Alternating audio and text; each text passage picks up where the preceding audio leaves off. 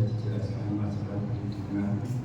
Yang kami tanyakan apa dalam perhitungan hilal besok tadi, kalau mendung ketutup awan itu dianggap tidak terlihat. Yang satu, yang kedua ada perbedaan kadang-kadang di Indonesia pada waktu sholat Id beda satu hari kadang-kadang dengan Mekah. Itu pertanyaan kami. Assalamualaikum warahmatullahi wabarakatuh. Waalaikumsalam. Geser ke sebelah timur. Perkenalan dulu Pak. Terima kasih, saya Taufik. Ustaz, saya ingin menanyakan, ini kan sudah kompak berapa negara lagi, 30 negara ya, kompak dengan kenapa di negara Islam belum bisa ditetapkan kalender Hijriah ya Pak, masih menggunakan Masehi. Karena kita kan di sudah kompak 30 negara, kenapa 30 negara itu belum bisa menetapkan bahwa menggunakan standar kalender Hijriah, masih kalah dengan kalender Masehi. Jadi Pak. Terima kasih. Yang ketiga Pak Roman, mau digeser. Pak India dulu, silakan. Terima kasih. Saya India. Untuk penjelasan, tadi kalau lihat misalnya akurasinya itu ada 0,2, 0,3 gitu banyak penentuan. Nah, pertanyaan saya apakah dalam penentuan itu ada alat bantu dua-duanya? Rukyat maupun nabi. Karena saya kira kalau peralatan itu sudah demikian canggih, saya lebih cenderung artinya condong ke perhitungan Muhammadiyah.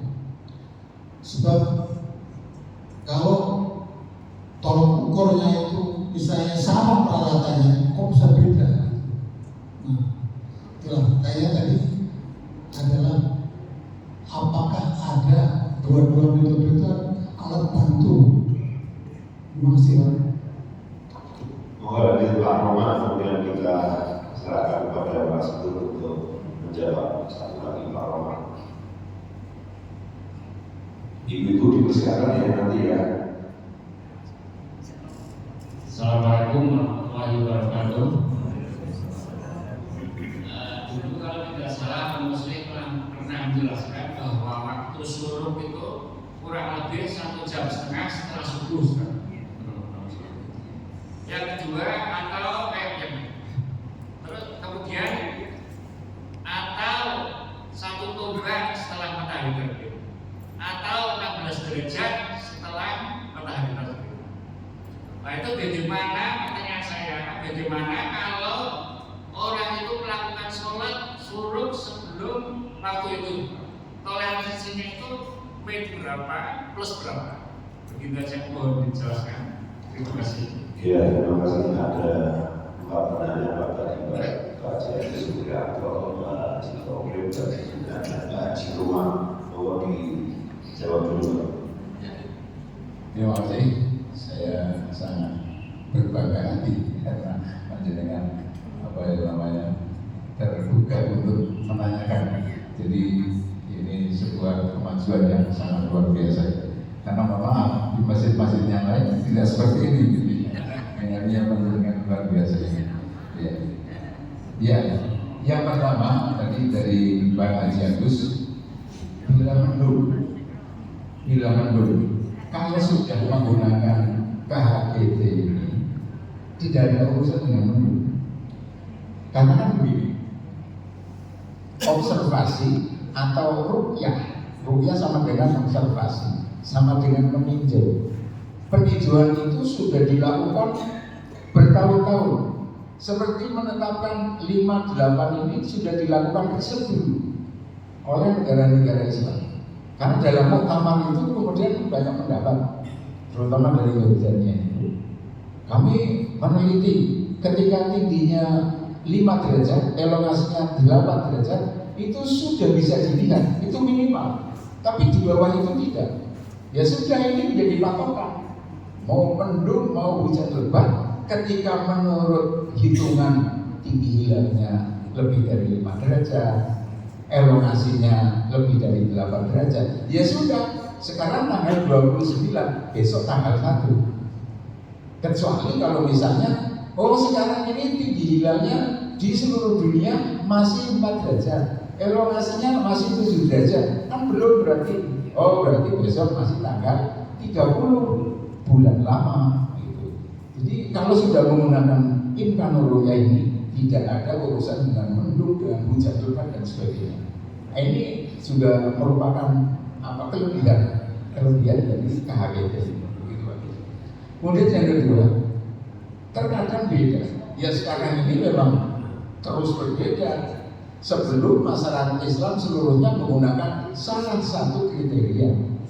Kalau semuanya menggunakan KHGT, tidak akan berbeda. Tapi sekarang kan seperti kemarin juga, saya juga tanda tanya besar pada saat awal Dzulhijjah. Dzulhijjah KHGT itu menetapkan hari raya Idul Adha tanggal 6 ya, tanggal 6 hari Kamis. Tanggal 6 ya, hari Kamis atau tanggal apa, hari Jumat itu. Tanggal 6 hari Kamis itu ya. KHGT menetapkan itu. Kemudian di Indonesia menurut MAPI, di seluruh wilayah Indonesia, bahkan Aceh itu masih tingginya 2 derajat sekian menit, belum 3 derajat. Tetapi kan alhamdulillah Menteri Agama mengatakan, alhamdulillah, ketika saya garis baca, ini baru saja ada laporan dari Aceh bahwa masyarakat Aceh berhasil melihat hilal, sehingga besok sudah tanggal 1, maka hari rayanya tanggal 6. Harusnya kalau mengikuti MAPI, hari ini tanggal 7 harusnya, tapi ketika itu kemudian ada yang berhasil melihat hilal, yaitu wallahu a'lam bishawab, di bawah 3 derajat. Lagi-lagi kalau konsisten dengan 3 derajat itu, dengan 3 derajat, maka seharusnya belum. Tapi kan kemarin masih 2 derajat sekian sudah. Sehingga bila menggunakan KHGT semuanya atau menggunakan satu teori semuanya memang sama, tapi karena teorinya berbeda-beda, ya akhirnya berbeda. Seperti di Indonesia ini, yaitu tadi masih ada yang menggunakan ru'yatul hilal bil fitri 1. Kemudian kemarin masih ada yang menggunakan hisab wujudul hilal, hisab hakiki wujudul hilal. Kemudian yang ketiga ya ini KHGT. Sehingga kalau memang masih menggunakan 3 kriteria ini sampai kapanpun akan berbeda. Tapi kalau sudah KHGT saja umpamanya, ya tidak akan berbeda. Kemudian selanjutnya dari Pak Taufik, mengapa di negara Islam di negara-negara Islam belum menggunakan kalender Hijriah? Sudah Pak, Indonesia kan sudah menggunakan kalender Hijriah. Coba kita melihat kalender Januari tanggal 1, lalu Hijriahnya tanggal berapa, lalu tanggal berapa, sampai dilengkapi dengan Legi, Baik, Pon, Wage, Kliwon, maksudnya itu kan dari tahun Saka. Itu masyarakat Jawa luar biasa itu. Kan dulu sangat jarang dengan tulis menulis. Notaris mungkin belum ada ya pada zaman itu. Notaris belum ada, tidak ada tulis menulis. Sehingga ketika perjanjian kapan kita akan membangun masjid, insya Allah nanti pada Jumat Kliwon. Jumat Kliwon itu dalam 35 hari itu hanya sekali. Jadi pasti tidak akan meleset.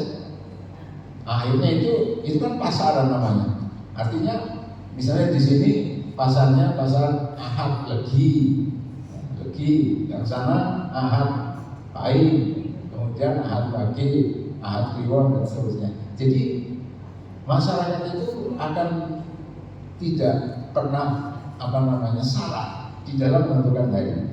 Ya. Jadi sebenarnya masyarakat Indonesia khususnya ya masyarakat Islam pada umumnya juga sudah menggunakan kalender Hijriah ini. Hanya belum dipergunakan untuk urusan-urusan nasional ketika di Indonesia belum digunakan. Ya digunakan untuk urusan nasional ketika Hari Raya Idul Fitri. Hari Raya Idul Fitri itu kan penetapannya berdasarkan kalender Hijriah, ya. Hari Raya Idul Fitri bukan menggunakan kalender Syamsiah atau Masehi, tapi pakai kalender Hijriah. Itulah juga begitu. Awal tahun baru Islam juga begitu. Kemudian bagiannya tadi tentang alat bantu ya. Mengapa kita bisa mengetahui 238 itu tadi, kemudian 3,4 itu justru menggunakan alat Pak. Teodolit namanya teodolit. Semakin canggih teodolit itu sudah menggunakan digital.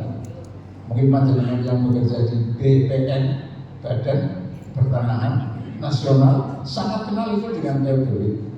Jadi teodolit ini sangat penting.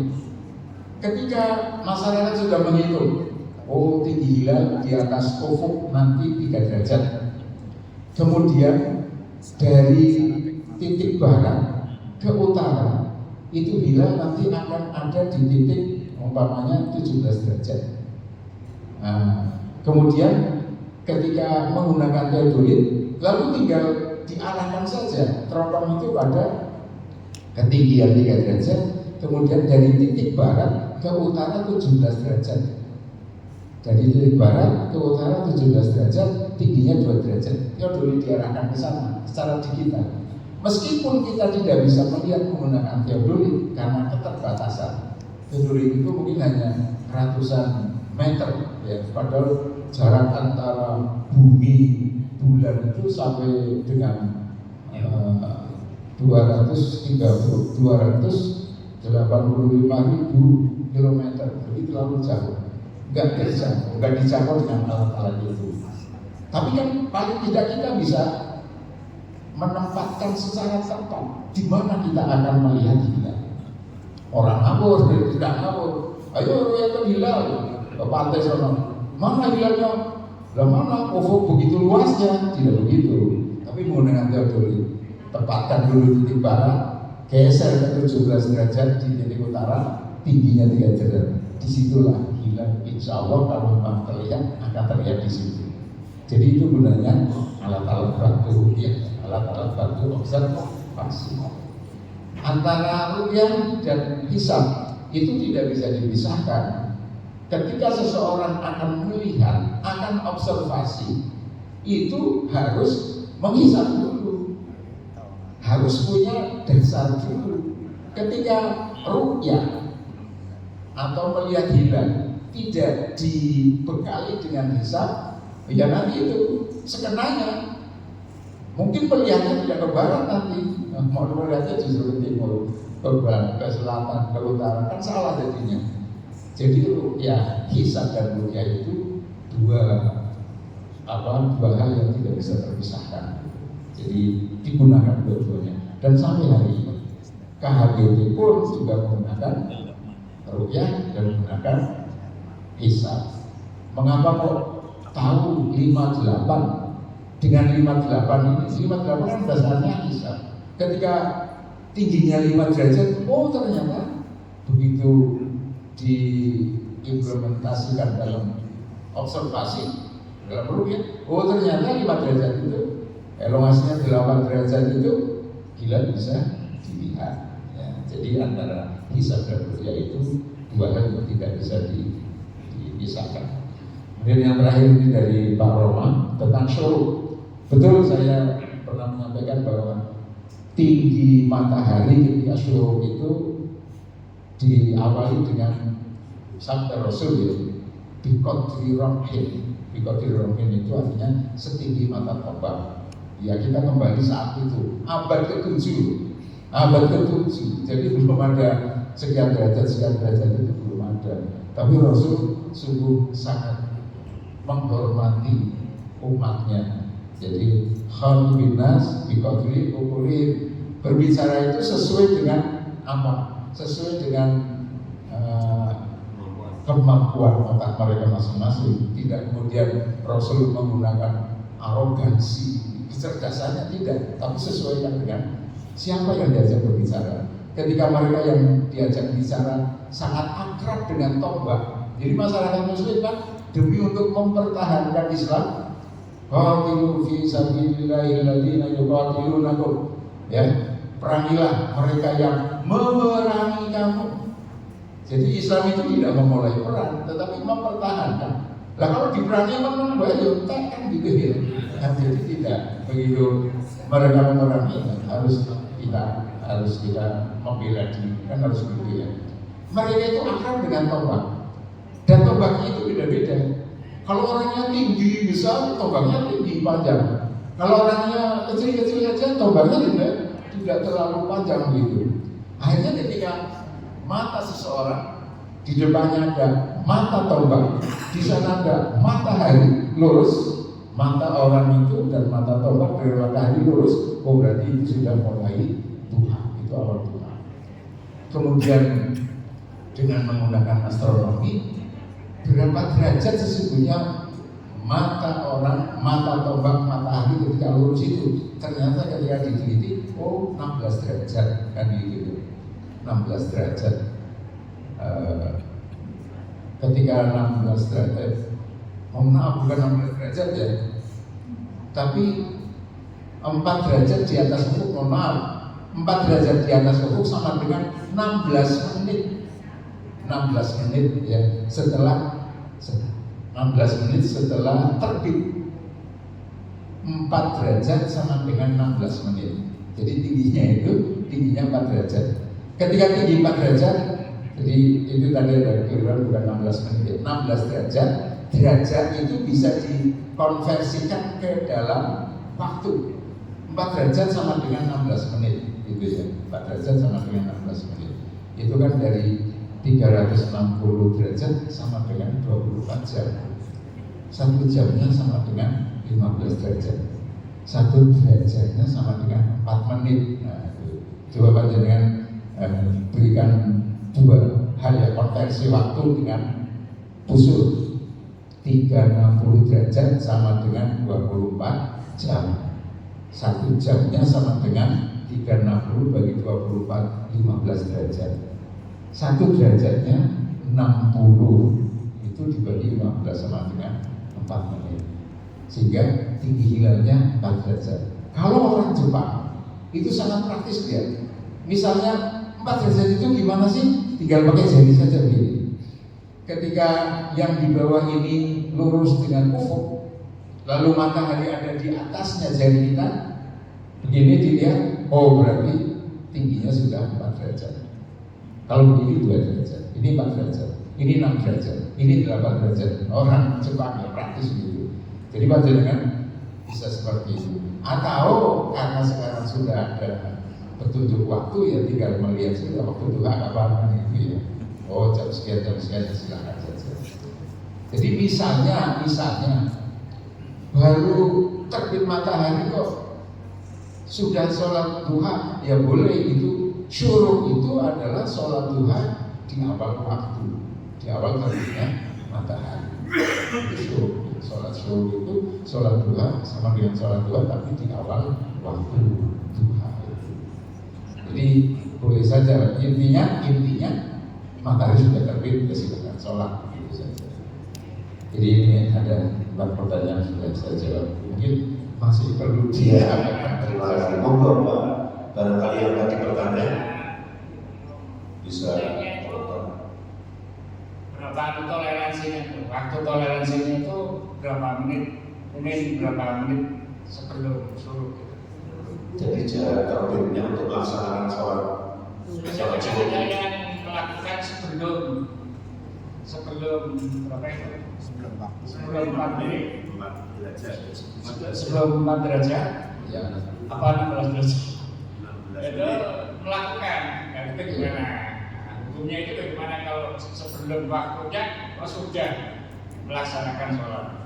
Ya intinya apa? Intinya matahari sudah terbit belum? Sudah, silakan sholat, begitu saja.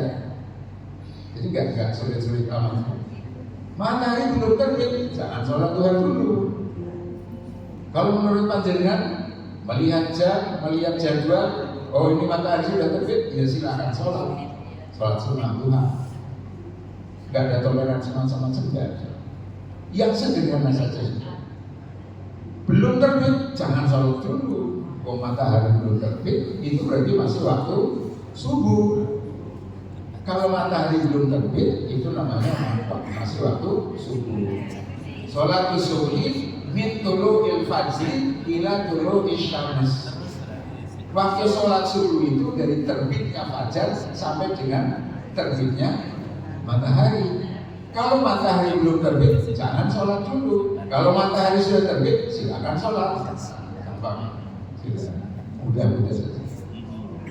Begitu. Ya, terima kasih soalnya saya bisa membantu Pak Roma karena yang dipahami kita itu bahwa sholat subuh itu setelah di sini ya, karena kita pakainya ini gitu nanti jaraknya kurang lebih 5 menit atau 10 menit itu nggak perlu ya. Terima kasih. Barangkali Pak Taufik memberikan tanggapan? Nggak ada. Pak Agus, tambahan pertanyaan ya. berkaitan dengan garis hujan matahari terhadap garis peristiwa. Pada bulan-bulan itu kan akan bergeser. Apakah itu berpengaruh pada observasi? Ya.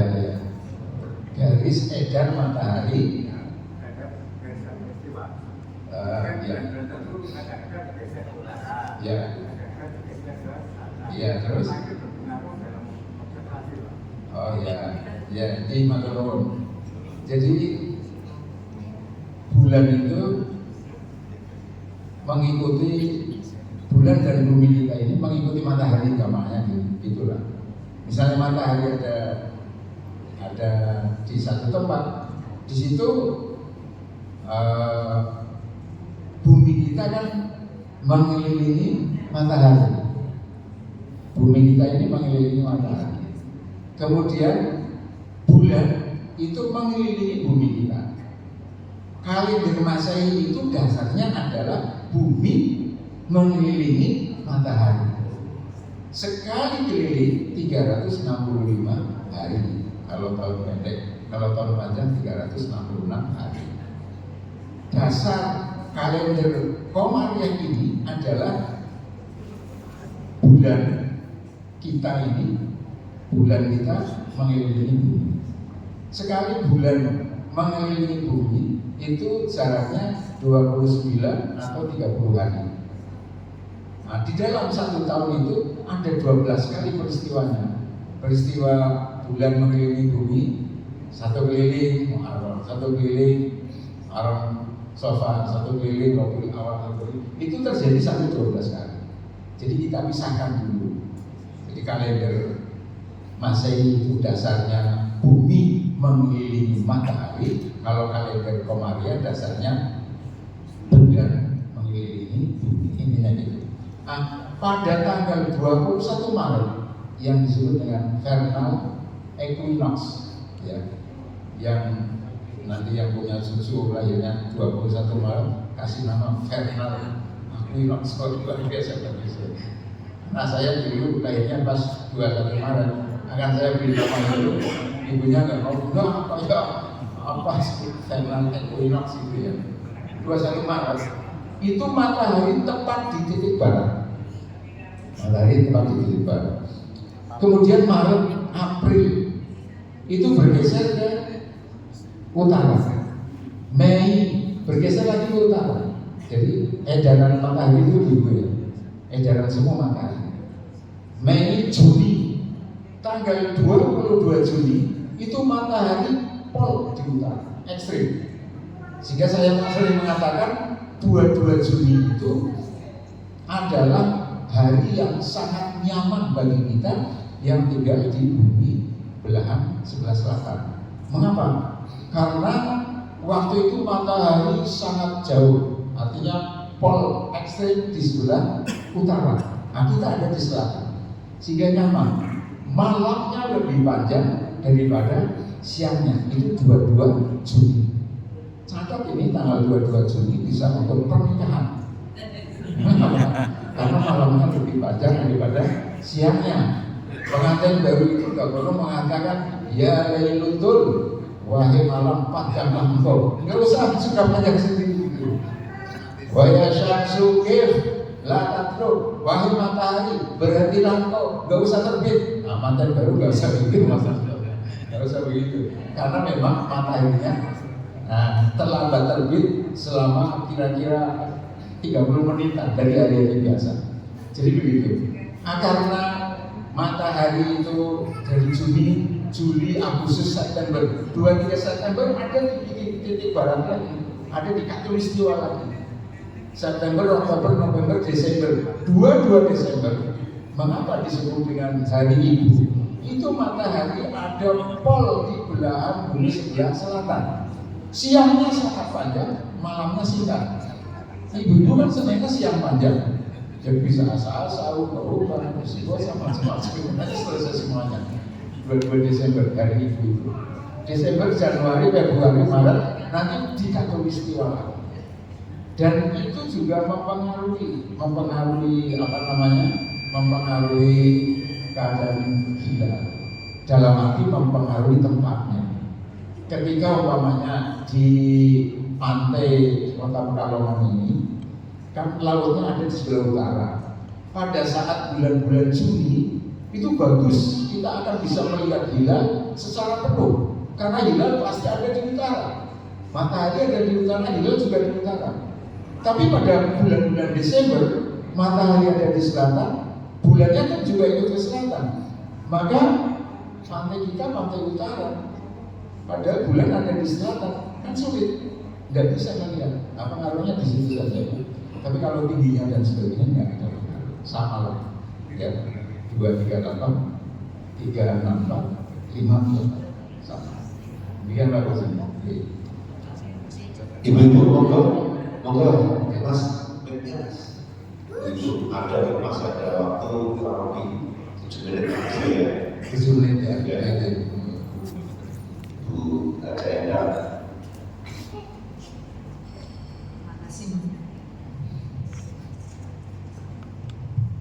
Assalamualaikum warahmatullahi wabarakatuh.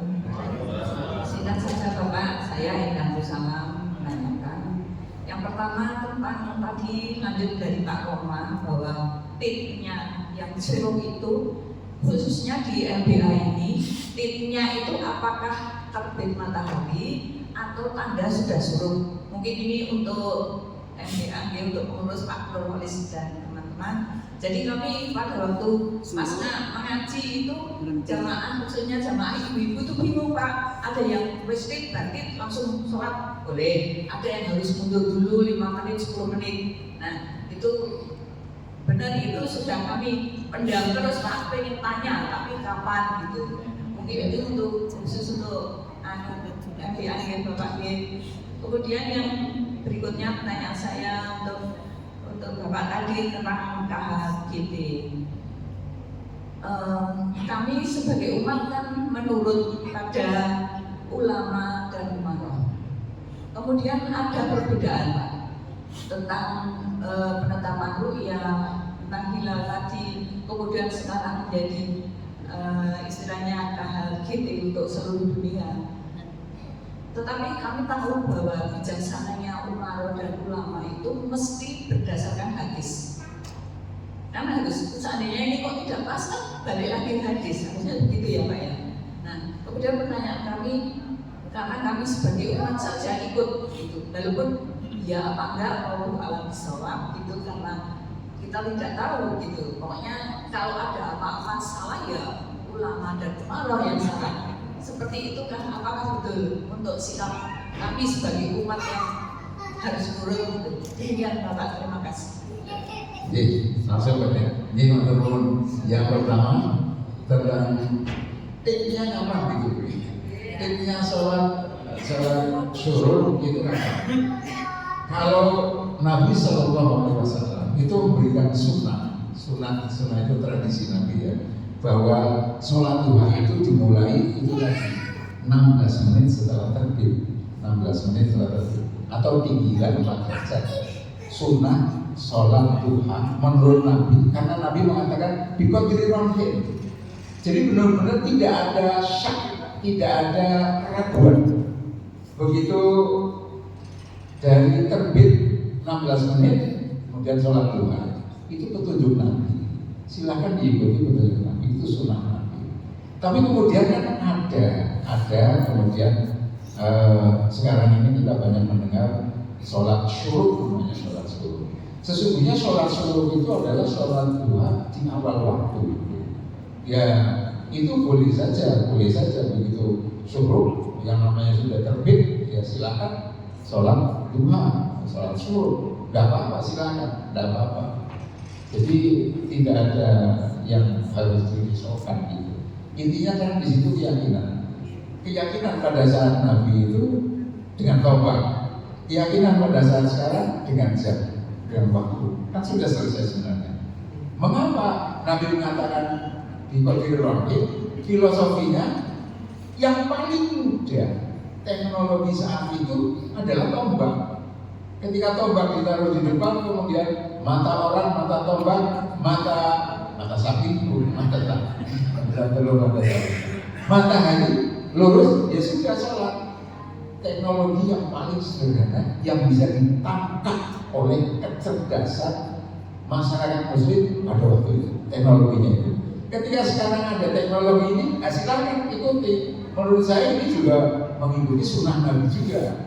Intinya kepastian matahari sudah terbit. Intinya itu, kepastian matahari sudah terbit. Kemudian yang kedua, saya jawab dulu sebentar. Kemudian yang kedua tentang KHPP. Apakah ada dasar Al-Quran, hadis dan sebagainya? Oh ada. Ini dasar yang pertama ini. Surat Al-Baqarah, surat kedua ayat 189. Yas'alunaka 'anil ahillah. Qul hiya mawaqitu lin-nasi wal hajj. Mereka bertanya kepadamu wahai Muhammad tentang bulan sakit. Bulan sakit kan menandakan awal bulan. Katakanlah bulan sakit itu adalah penunjuk waktu bagi manusia dan ibadah haji. Manusia, dikatakan manusia, ini adalah petunjuk bagi masyarakat Islam seluruh dunia.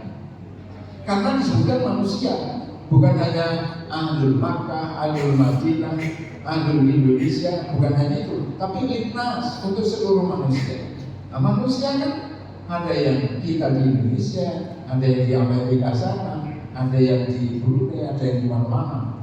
Jadi KHGT ini sangat-sangat mendasar berdasarkan Al-Quran. Yang pertama. Kemudian yang kedua, berdasarkan hadis. Ini Al-Quran juga mengatakan begitu ya. Ada hadis yang menyampaikan ini. Ada hadis Nabi Sallallahu Alaihi Wasallam. Hadis Nabi yang menyatakan tentang ru'yah. Nabi memberikan kepastian bahwa umur bulan Qamar itu asyhadu hakada wa hakada, yakni maratan tis'atan wa 20 wa maratan salatin. Memberikan kepastian dalam satu bulan Qamar itu bila tidak 29 maka 30 hari. Nggak ada Muharram umurnya 31 hari, nggak ada. Kalau Juli 31 hari, Agustus 31 hari, iya. Februari 28 hari. Tapi dalam kalender Qamariyah yang ada bila tidak 29 maka 30 hari. Itu ketentuan dari Nabi. Itu satu. Yang kedua, ketentuan yang lain, idza ra'aitumul hilal fasumu wa idza ra'aitumuhu faftiru. Fa in huma 'alaikum faqdurulah. Jadi kalau melihat hilal, ya sudah puasa besok. Kalau belum melihat hilal, ya lusa baru puasa. Tapi kalau mendung, nah ini mendung tadi bagus. Kalau mendung bagaimana? Kalau mendung ya faqdurulah,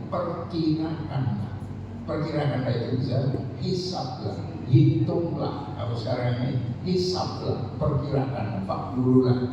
Di situ takdirkanlah. Takdirkanlah itu merujuk pada hisab. Untuk bisa mentakdirkan, untuk bisa memperkirakan kan dengan perhitungan, tidak bisa langsung dengan sesuatu yang tidak ilmiah, tidak harus ilmiah. Jadi begitu. Kemudian ada di dalam sebuah kitab menyatakan, kitab Syarh Tuhfatul Muhtaj pada juz ketiga halaman 34 disebut yang bagi fima lau dalal hisabul qat'i ala wujudihi wa ala al-ghulubi bihaitsu tatati ru'yatuhu lakin lam yujad bil fi'li yakfi dzalika falyatam. Sebaiknya Apabila tinggi hilal itu secara qat'i jelas 5 derajat umpamanya, lalu elongasinya 8 derajat, jelas itu secara qat'i, maka cukuplah dengan itu. Kalau memang tadi terjadi rumah, terjadi keraguan, tertutup awan, mendung dan sebagainya. Ya sudah, hitungannya berapa? 5 derajat, elongasinya berapa? 8. Besok hari raya, besok puasa. Jadi tidak ada keraguan. Dasarnya banyak, Al-Quran, hadis, ini qaulul ulama ini, dalam kitab ini qaulul ulama. Kemudian prinsip-prinsip juga di dalam parameter kalian juga berbuat juga secara ilmiah ada. Al-Quran dasar Al-Qurannya penuh, dasar hadisnya penuh, dasar pendapat ijma, pendapat para ulamanya penuh, kemudian juga dasar ilmiah itu penuh. Ini kalau gitu, sehingga tidak ada ragu sama sekali. Kemudian silakan Bu tadi mungkin akan menambahkan. Gimana Bu? Sudah saya mati dulu yang sedang proses saya itu, karena ada kegiatan sekarang cukup ya. Tapi nanti saya tanya khusus tidak Pak. Kalau mau langsung ke Pak saya bisa nanti saya. Untuk Pak. Oke, terima kasih itu ya Bapak Ibu, karena sudah jam 6 ini menarik sekali. Alhamdulillah, mudah-mudahan ilmu yang kita dapatkan pada pagi hari ini bermanfaat. Kita akhiri bersama-sama dengan membaca hamdalah dan doa kafaratul majelis. Alhamdulillahirabbil alamin. Subhanallahumma wa bihamdihi asyhadu an la ilaha illa anta astaghfiruka wa atubu ilaik. Kurang lebihnya bermaaf. Assalamualaikum warahmatullahi wabarakatuh.